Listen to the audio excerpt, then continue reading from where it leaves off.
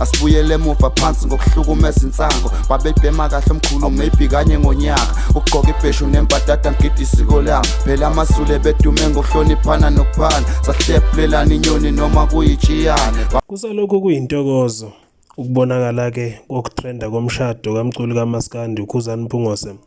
Khuzani Mpungose kozoshadelwa ngomsombuluko ngomhla ka-15 kuyona kwephezulu inyanga.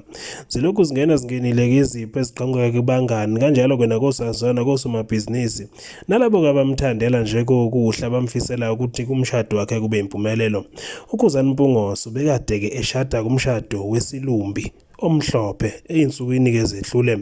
Ilapho kuqala kubonakala khona kumakoti wesizwe obekade ke ngasiwa sidala okuthiwa ka Facebook akana TikTok akana Instagram akana WhatsApp unawo WhatsApp.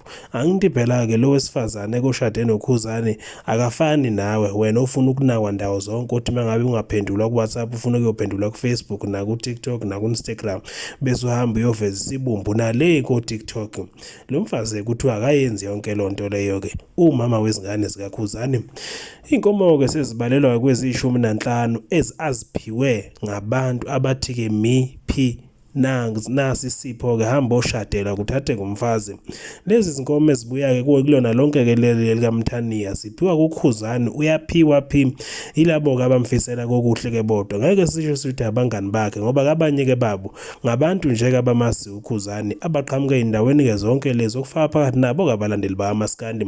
uJobe unikele ngoflower kwathi uKing Zoso wanikela ke ngoswayi olumahla loxosha ke nje imoya emibe emakhaya.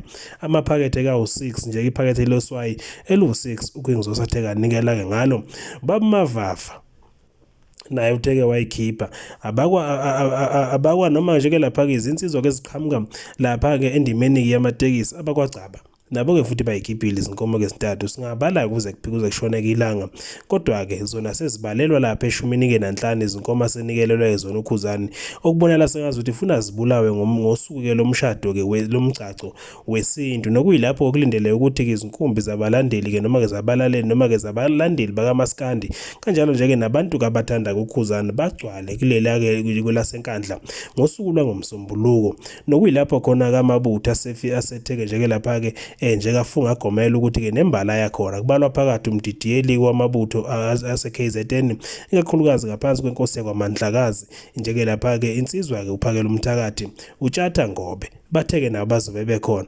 nezinsizwa ke zonke ezinye ke zazo nalezo ke zobe siqala nqa ubona ke umnsizwa ukuthi ke buyini busenkandla ilapho kozobona khona nawo amazubela ke omshado omhlophe lapho uKhuzani khona ayifunge gomela ukuthi uyomthanda umkakhe. Lapha kwekusuku lomshado omhlophe lapho kumkaKhuzani ebanjwe khona ke ngesandla yilowo ovumelekile ukuthi kambambe ngesandla emndenini kokwaMathenjwa.